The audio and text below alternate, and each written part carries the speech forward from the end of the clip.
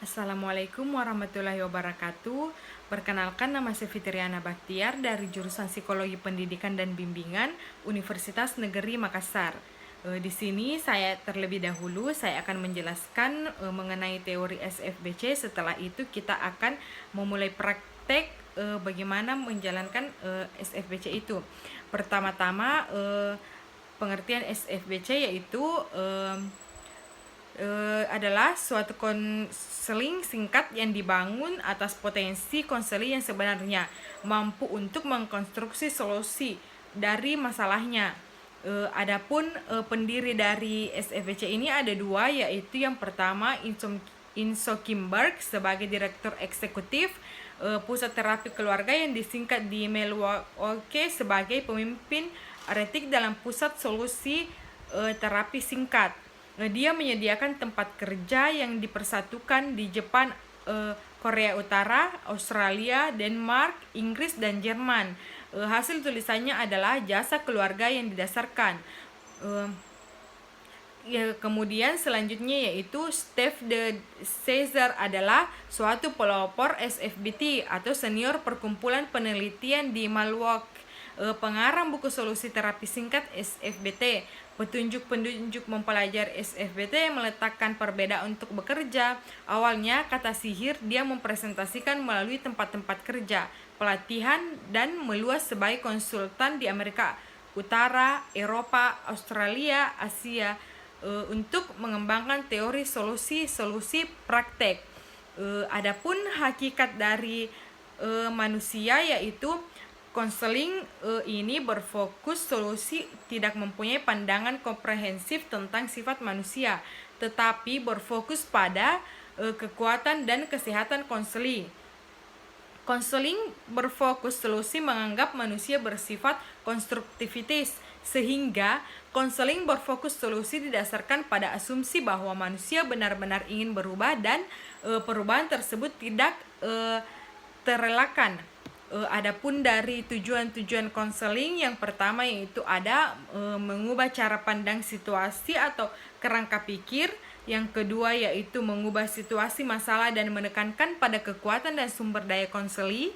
Yang ketiga yaitu ada konseli didorong untuk terlibat dalam perubahan atau solution talk daripada problem talk, dengan asumsi bahwa apa yang dibicarakan adalah sebagian besar apa yang akan dihasilkan. Yang keempat yaitu berbicara tentang perubahan dan penghasilan perubahan secepat individu belajar untuk berbicara dalam istilah kemampuan dan kompetensi mereka, apa sumber daya dan kekuatan yang mereka miliki dan yang siap mereka lakukan dan mengerjakannya. Mereka dapat mencapai hal utama dalam konseling. Berikutnya yaitu tahap-tahap konseling. Yang pertama yaitu pembentukan hubungan baik agar proses konseling berjalan lancar seperti yang diharapkan, agar tercipta iklim yang kolaboratif atau konselor dengan konseli. Yang kedua yaitu mengidentifikasi keluhan-keluhan yang akan dipecahkan. Yang ketiga yaitu establishing goals atau menetapkan tujuan yang akan dicapai dalam proses konseling. Dan yang keempat itu design and intervention atau merancang intervensi.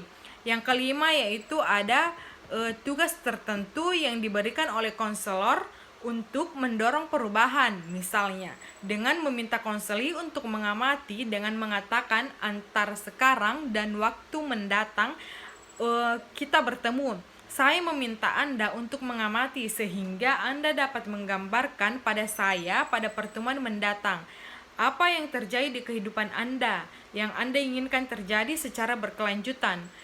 Penugasan tersebut mendorong konseli bahwa perubahan yang diinginkan pasti terjadi dan tidak terelakkan. Hal tersebut sangat penting dipahami sebelum mereka memulai merancang perubahan. Yang keenam yaitu ada identifying atau emphasizing new behavior dan change, yaitu mengidentifikasi dan menguatkan perilaku baru dan perubahan. Adapun yang ketujuh yaitu stabilization atau stabilisasi. Yang kedelapan yaitu termination. Pada tahap terminasi, ciri-ciri pertanyaan yang diajukan konselor untuk mengidentifikasi keberhasilan konseling yaitu apa hal berbeda yang diperlukan dalam hidup Anda yang dihasilkan dengan datang kemari sehingga Anda mengatakan bahwa pertemuan kita ini bermanfaat. Dan ketika masalah Anda teratasi, hal berbeda apa yang akan Anda lakukan? Berikutnya yaitu teknik-teknik konseling. Teknik-teknik konseling yang pertama yaitu expansion finding questions. Pertanyaan tentang saat-saat di mana konseli bebas dari masalah. SFBT berdasarkan pada gagasan di mana ada saat-saat dalam hidup konseli ketika masalah mereka identifikasi tidak bermasalah.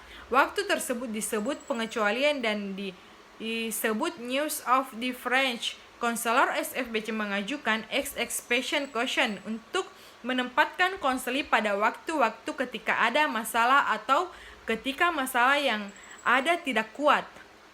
Selanjutnya itu miracle question.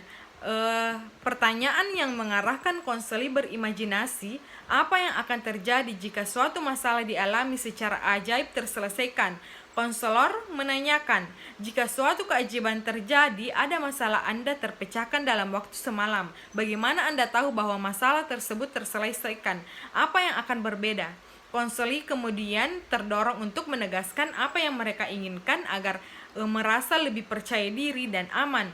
Konselor bisa mengatakan, biarkan dirimu berimajinasi bahwa kamu meninggalkan kantor hari ini dan kamu dalam rel untuk bertindak lebih percaya diri dan aman. Hal berbeda apa yang Anda akan kamu lakukan? Meminta konseli untuk mempertimbangkan keajaiban tersebut dapat membuka celah kemungkinan di masa depan. Konseli didorong untuk mengikuti pemimpinnya sebagai cara dalam mengidentifikasi perubahan apa saja yang paling ingin mereka lihat. Selanjutnya itu scaling question. Pertanyaan yang meminta konseli melalui kondisi dirinya atau masalah pencapaian tujuan berdasarkan skala 1 sampai 10. Konselor SFBC juga menggunakan teknik ini sebagai pengalaman konseli yang mudah diobservasi seperti perasaan, keinginan atau komunikasi. Sebagai contoh, seorang perempuan mengatakan bahwa dia merasa panik atau cemas biasanya ditanyakan pada skala 0 sampai 10. Dengan 0 adalah apa yang Anda rasakan ketika Anda pertama kali datang konseli. Anda menyatakan skala kecemasan Anda sekarang. Bahkan jika konseli hanya berkembang dari 0 ke 1, dia telah berkembang. Bagaimana dia melakukan itu? Selanjutnya itu coping question. Pertanyaan yang meminta konseli mengemukakan pengalaman sukses dalam menangani masalah yang dihadapinya. Kemudian itu compliments, yaitu pesan tertulis yang dirancang untuk memuji konseli atau kelebihan, kemajuan, karakteristik positif bagi pencapaian tujuannya. Nah, itulah tadi penjelasan singkat mengenai SFBC. Selanjutnya kita akan pindah ke praktek bagaimana menggunakan SFBC itu terhadap seorang konselor. Assalamualaikum Ibu. Waalaikumsalam, silakan masuk. Iya Ibu. Bagaimana kabar kamu? Alhamdulillah baik Bu. Ibu dengar-dengar kamu menang dalam lomba bermusik ya? Iya Ibu. Selamat ya, kamu sudah membuat bangga sekolah kita. Iya Ibu, terima kasih. Ini juga karena dukungan dari Ibu. Kamu pasti bertanya-tanya kenapa ibu memanggilmu ke ruang BK. Iya Ibu. Tidak, kamu tidak punya salah apa-apa. Ibu tadi menerima beberapa informasi dari guru mata pelajaran dan teman-temanmu. Katanya kamu bingung dalam memilih karir untuk masa depan. Iya Ibu, sebenarnya ini sudah lama saya ingin bertemu dengan Ibu, ingin curhat tentang masalah ini, cuma saya ragu-ragu Bu. Ibu mengerti maksud kamu. Ibu senang kamu mau membicarakannya. Namun sebelum kita berdiskusi lebih lanjut, ada hal yang perlu disampaikan bahwa pertemuan ini memiliki prosedur dan tujuan yakni yaitu membantu kamu dalam menemukan solusi dari permasalahan atau keluhan yang sedang kamu hadapi. Ibu percaya bahwa kamu memiliki solusi untuk masalahmu tersebut. Hanya saja perlu diperjelas agar solusi itu benar-benar dapat kamu terapkan dalam kehidupan sehari-hari kamu. Oleh karena itu, peran ibu di sini adalah membantumu memperjelas solusi-solusi yang akan kamu tempuh untuk menyelesaikan masalahmu. Bagaimana? Iya ibu, tapi terus terang bu, saya tidak percaya diri atas masalah yang saya hadapi ini. Iya, ibu memang memahami kondisimu. Yang terpenting kita bisa bekerja sama menemukan solusi atas permasalahanmu. Iya bu, semoga saja ada solusi atas permasalahanku ini. Jika kamu aktif dalam proses konseling ini, tentunya kamu akan dapat menemukan sendiri solusi terbaik yang bisa kamu lakukan atas masalah yang kamu hadapi. Bahkan hal-hal kecil pun yang terjadi dalam kehidupanmu bisa menjadi sebuah petunjuk adanya sebuah solusi. Jadi santai saja, setiap masalah pasti ada jalan keluarnya. Iya ibu, saya sangat mengharapkan itu. Oh ya, sebagai sebuah prosedur, layanan ini memerlukan sekitar 3 atau 4 kali pertemuan yang setiap pertemuannya memerlukan waktu sekitar 60 menit. Namun semua sangat tergantung padamu. Jika kamu aktif dalam melakukan perubahan menuju solusi, maka konseling ini bisa segera diakhiri. Namun jika kamu tidak berperan aktif, maka waktu yang akan kita gunakan pasti lebih lama lagi. Iya bu, saya akan berusaha. Bagus sekali, ibu sangat senang mendengarnya. Kamu memang anak yang baik. Coba ceritakan pada ibu apa permasalahan kamu. Belakangan ini saya tidak memiliki semangat untuk melakukan aktivitas, dan masalah yang saya hadapi ini sangat mengganggu bu. Kenapa kamu tidak semangat untuk melakukan aktivitas? Ini masalah tentang studi lanjut saya bu. Sekarang kan saya sudah kelas 12. Sebentar lagi saya akan ujian nasional. Nah, jadi saya sekarang berpikir untuk kedepannya. Memangnya kamu ingin menjadi apa? Saya bercita-cita ingin menjadi guru musik. Apakah orang tuamu menyetujui dengan apa yang kamu inginkan? Orang tua saya tidak menyetujui jika saya menjadi guru musik, Bu. Jadi kamu merasa bingung dengan masa depan kamu? Iya, Bu. Ibu mengerti posisimu dan itu pasti sangat mengganggumu. Iya, benar sekali, Bu. Apa alasan orang tuamu sehingga tidak mendukung apa yang kamu inginkan? Kata orang tua saya, menjadi seorang guru musik tidak menjanjikan untuk kehidupanku di masa yang akan datang. Terus apa yang akan kamu lakukan sedangkan orang tuamu saja tidak mendukung apa yang kamu mau? Memang kedua orang tuamu menginginkan kamu menjadi apa? Kedua orang tua saya menginginkan saya untuk menjadi seorang dokter, tetapi saya ingin bersikeras untuk menjadi seorang guru musik, Bu. Karena menurut saya guru musik adalah hobi dan menjadi cita-citaku sejak kecil. Saya tidak habis pikir kenapa orang tua begitu memaksa saya untuk mengikuti keinginan mereka agar saya memilih fakultas kedokteran. Padahal saya merasa memiliki bakat dan kemampuan lebih di bidang musik. Kamu benar-benar bingung dengan kemampuan orang tua kamu. Iya Bu, saya juga kesal kenapa saya tidak bisa menemukan pilihan saya sendiri padahal saya sudah dewasa. Jika kamu merasa kesal karena tidak bisa menentukan pilihan sendiri sementara kamu merasa sudah dewasa. Iya, begitu kira-kira Bu. Selain faktor bakat yang lebih besar di bidang musik, apa yang mendorong kamu sama sekali tidak ingin masuk fakultas kedokteran? Bukankah fakultas kedokteran mempunyai masa depan yang cukup menjanjikan? Saya sebenarnya setuju dengan apa yang Ibu katakan tadi, bahwa fakultas kedokteran memiliki masa depan yang menjanjikan. Lalu, saya hanya merasa tidak siap dan mengerikan sekali rasanya jika membayangkan suatu saat saya menjadi dokter, Bu. tidak siap? Iya, Bu, sebenarnya saya bukannya membenci fakultas kedokteran, saya menyukainya. Tapi saya hanya tidak yakin dengan kemampuan saya untuk memeriksa orang nantinya. Sepertinya kamu belum yakin dengan kemampuan kamu, benar begitu? Iya Bu, kira-kira seperti itu. Kamu merasa tidak yakin dengan kemampuan kamu untuk memeriksa, karena itu kamu tidak mau mengikuti keinginan orang tua kamu. Iya Bu. Kalau begitu, ibu memberikan kamu skala penilaian antara 1 sampai 10, di mana 1 adalah kebingungan karena perbedaan pilihan dengan orang tuamu dan 10 adalah perasaan bebas dari kebingungan karena sudah mampu memutuskan pilihan karir. Angka 5 Bu. Berarti kamu berada pada kebingungan yang benar-benar mengganggu kamu. Sekarang sudah memasuki tahun ketiga bersekolah tingkat SMA. Apa yang membuat kamu bertahan dengan keputusan orang tuamu sedangkan kamu dalam keadaan bingung seperti ini? Iya Bu, benar sekali. Saya hanya berusaha mengikuti semua keinginan orang tua. Sampai akhirnya saya benar-benar tidak bisa mengikuti keinginan orang tua saya sekarang ini. Baiklah, marilah kita lihat satu persatu keuntungan dan kerugian dari keinginan orang tua kamu dan pilihan kamu. Baik Bu.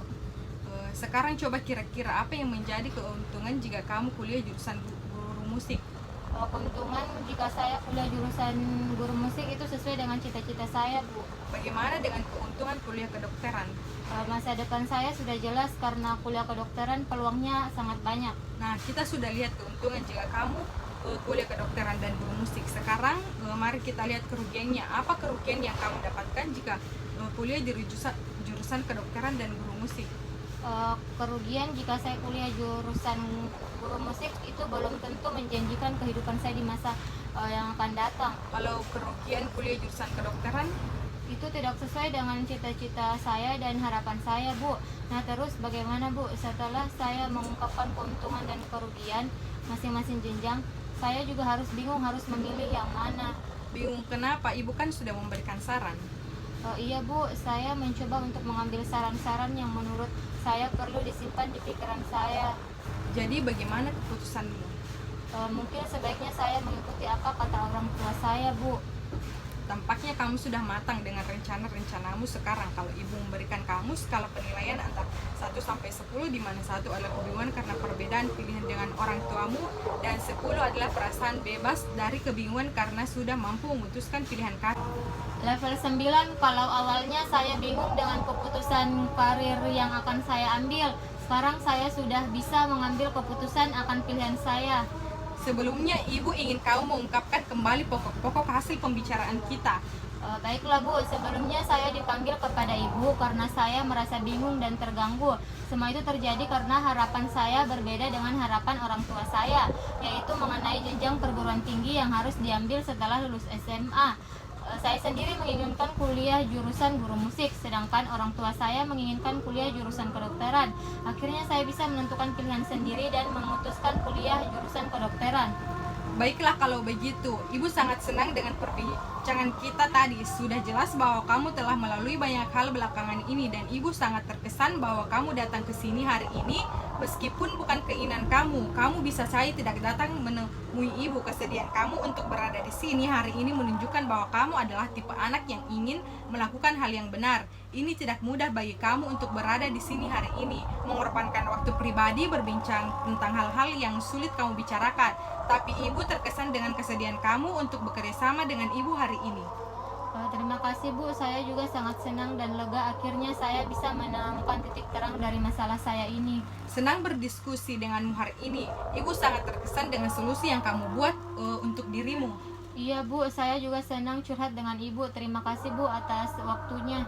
Tidak masalah, nak. Kamulah yang membantu dirimu sendiri. Terima kasih Bu atas waktunya. Ya, Assalamualaikum Bu. Waalaikumsalam.